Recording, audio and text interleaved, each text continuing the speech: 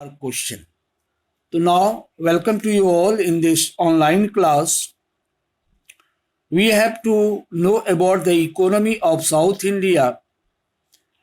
4 5 points must be learned that made the that makes the economy of any country or any kingdom. Whenever you have to write or you have to know about the economy, basically four things must be kept in the mind. Suppose whatever you have written, some points, suppose you have forgotten. How will you remind yourself? So I give you a tip. Whenever you have to say or write about the economy, four things should be kept in your mind. 4 points must be kept in your mind. First, what was the condition of agriculture, cultivation? Next, what are the different occupation? Two. Third, what was the condition of trade and commerce? And fourth, what was the tax?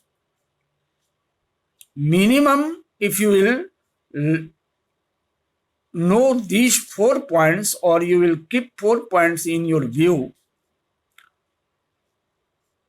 while you are going to explain or write about economy, 4 points must be kept in your mind and frame minimum 1 or 2 sentences for each points. Naturally, you will be capable to write 6 to 8 lines, while you have to write 5 main points in meaningful sentences. So in economy, that I have given you this suggestion, first you have to know or write about the main occupation. Generally in olden days, main occupation was agriculture generally. Who used to do the agricultural work? What was the condition? You will have to write about it, right? So first, agriculture. Second, what was the share of the tax? What was the limitation of tax? What was the tax limit? Next, what was the condition of the economy? After that, you will have to write about the trade. No? And in this way, you will write about the economy. So first agriculture, second main occupation, third tax, fourth trade and other businesses. In this slide, you have seen or you are looking at the screen. Actually, agriculture was the main occupation in South India. So land revenue was the main source of income, right? The tax collected from the land holdings, that is called land revenue, was the main source of income in South India. What we will write? First point, the main source of income in South Indian economy was land revenue, or land revenue was the main source of income in South India or in the Southern Kingdom or the Kingdom of South India. Next, the person has to pay the tax 1/3 of the total production. Fourth, people were economically happy and prosperous because their economic condition was very good. Next, the main occupation under the economy were agriculture, trade, and weaving. Weaving work, when, for example, weaving of baskets, weaving sweaters, cotton cloths, knitting of sweaters, just like these are the work. So in this way, agriculture, trade, and weaving, these three were the main occupation. There was very good facilities of irrigation. Watering the plants. People have sufficient ways to water their plants. That is called irrigational facilities. Irrigational facilities were well developed, right? Because in those days, people, the king helped them to dug out the canals, wells, etc. And major part of the income was used for public welfare by the king, right? This was the economic condition of South India under the kingdom of Chola, Pandya or Cheras. Now, what was the social condition of India during that period? Actually, in society, there was caste system. Society was divided into different castes. Caste is social group based on the birth. The people of the same group having the same birth community. In this way, society was divided into different castes. Brahmins, Kshatriyas, and Sudras were the three main classes, social classes in society, while Brahmins and Kshatriyas were upper caste people, dominant class, powerful group of society, while peasants were the lower classes people. Brahmin, Kshatriyas, and third was peasant class, lower class. These lower class used to till the land to earn their livelihood. Generally, they had to till the land of the king or the temples.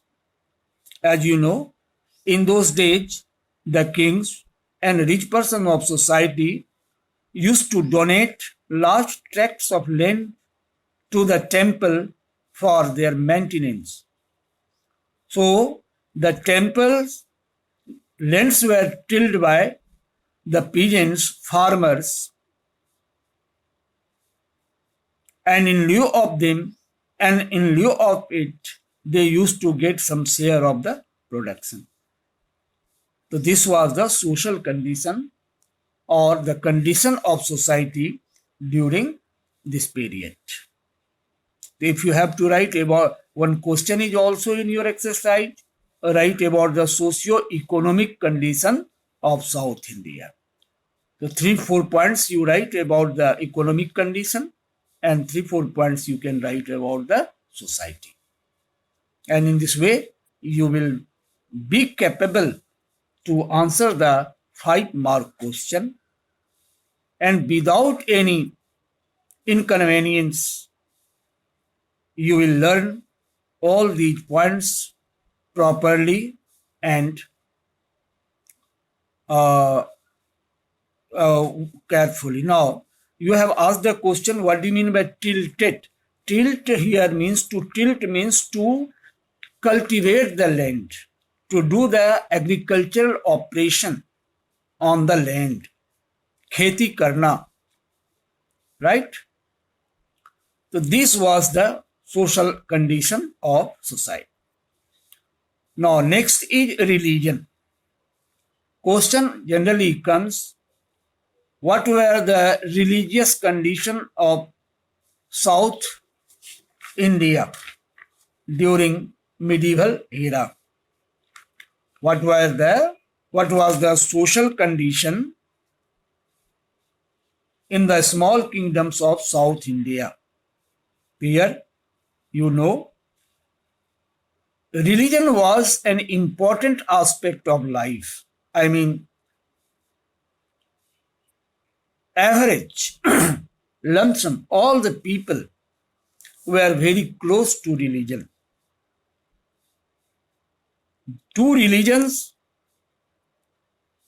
were there but not popular.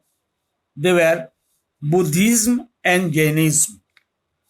You know, Buddhism, pilgrimage. Pilgrimage means tirth, I mean religious journey place. Right? Right. As you know, nowadays also people go to Badrinath, right? This is pilgrimage. Muslim brothers go to Makkah for Hajj. That is called pilgrimage.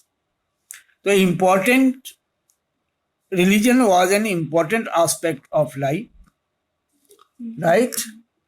Okay. तीर्थ यात्रा को ही pilgrimage बोलते हैं, religious journey. So Buddhism and Jainism were the existed religion in South India, but they were not popular. Most popular religion was Hinduism. Vedic sacrifice was quite common. I mean, Vedic religious activities, worship, puja, path, donation, etc. were quite common.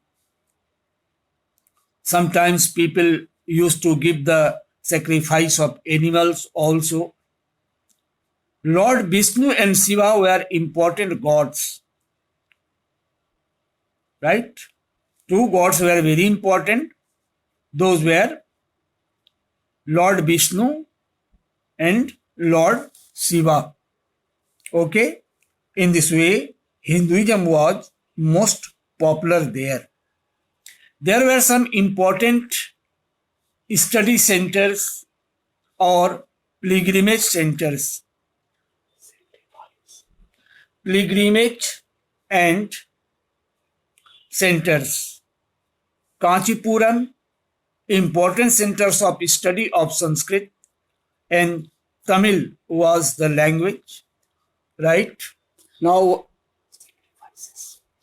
in this way, Lord Vishnu and Shiva were the important gods. Kanchipuram, important place was there. I mean, it was the study center of study, or the temples were also there. Now, sacrifice means retraction, okay, or gift, present, to reject something. In those days, what happened? Some animals were also sacrificed, killed. Nowadays, you know, during Durga Puja, what happened? Some animals are killed, cut. ठीक है, बलिदान दिया जाता है. तो उसी को कहते हैं an act of slaughtering an animal or person or surrendering a possession as an offering to a deity.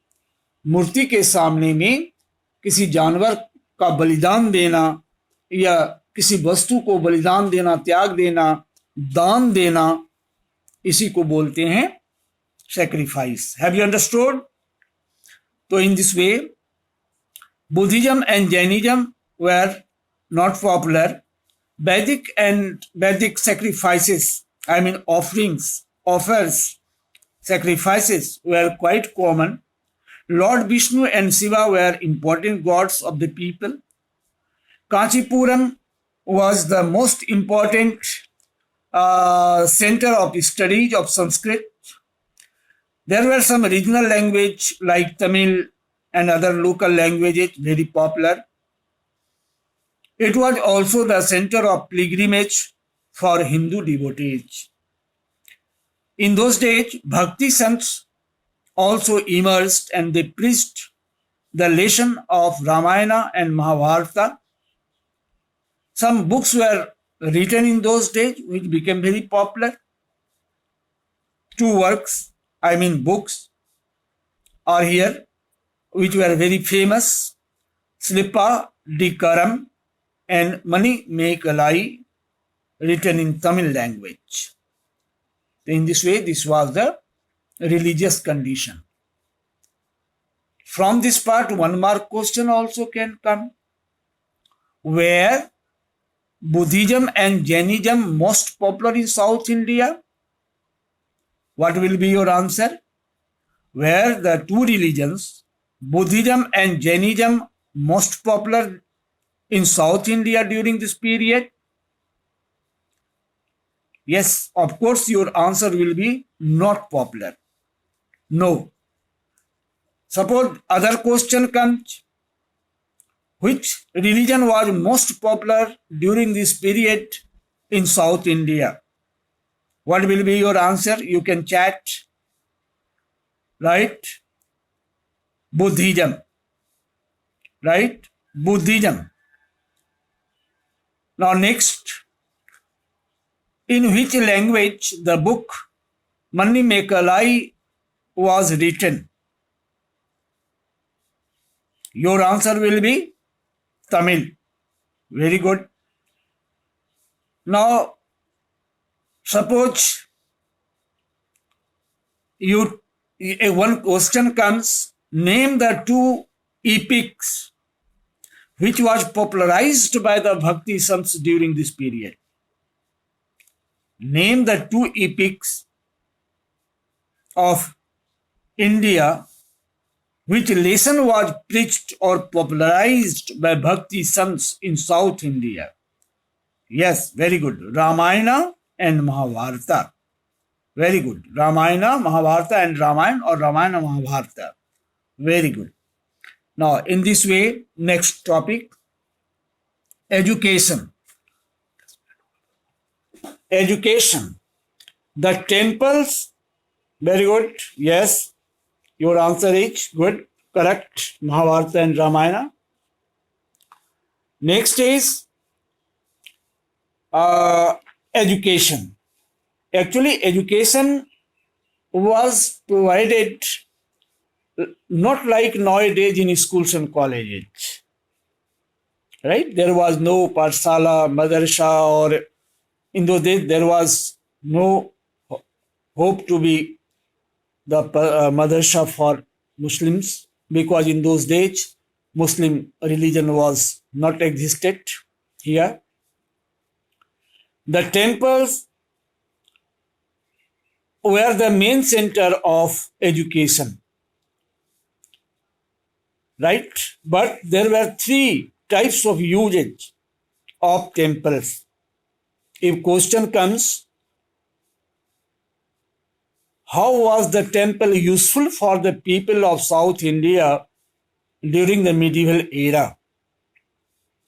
You should know the temples were very useful for them because they used to get education in temples. It was the main center of administration, local administration. Decisions were taken there, and cultural programs were organized in temples. So, temples were the center of education, administration, and culture. Actually, there was a room, right? That was called mathas. A building was attached with the temples called mathas. Right? called mathas, and where students were kept for free education, lodging, and boarding to study, to get study. I mean, students used to get free education. They used to stay there as a hostel. I mean, students live in a hostel. Fooding was given there. Food was provided there in the mathas. In this way, matha, which was a part of the temple, was the center of education. Some temples were also great centers of cultural activities like fairs, मेला जिसको बोलते हैं आप, fairs, contests took place. I mean, cultural programs used to take place.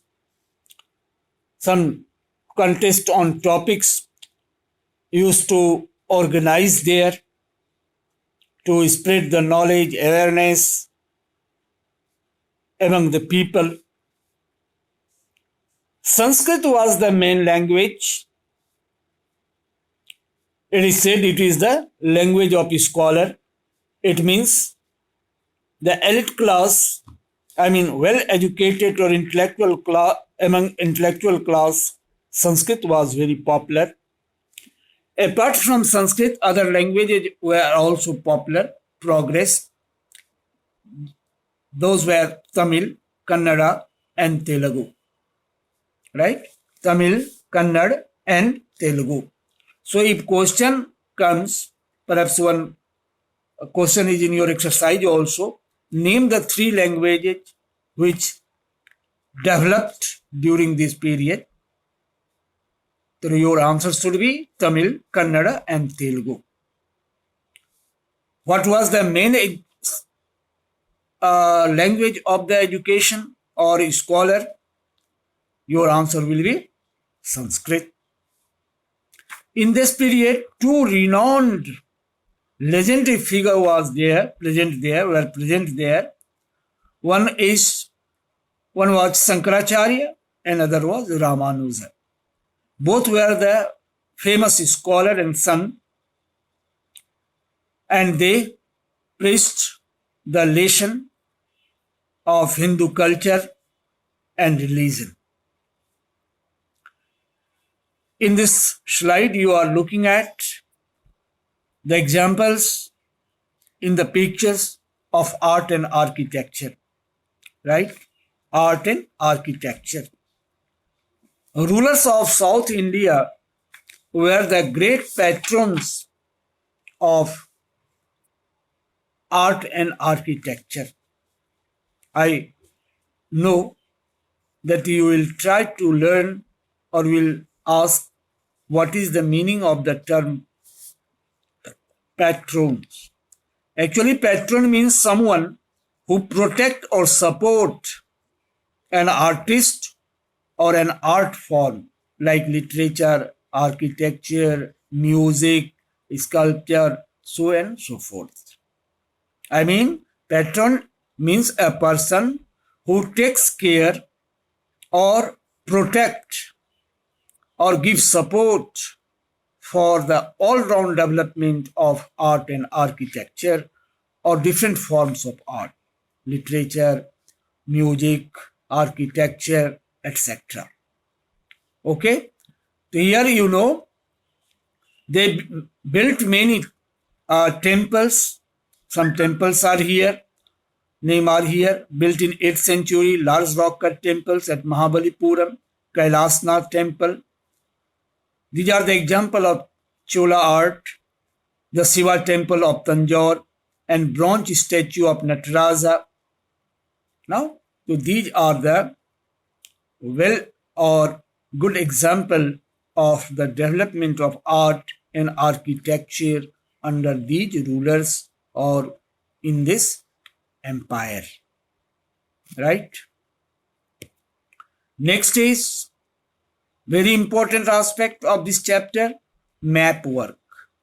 Small kingdoms in South India. You must be ready or you should do practice at your home on the map. Map work must be brought in practice. You know, in your exercise also, one question is here related with map under the map skill. Question is, mark the territories of the following kingdom on an outline map of India, the Cholas and Pandyas. Here you see Cholas area is here. You are seeing here Chola area. And next question is regarding Pandyas. You know, in Kerala or Tamil Nadu areas. Chera is also just above the Pandyas kingdom. And after that, Hoysala and Chalukyas.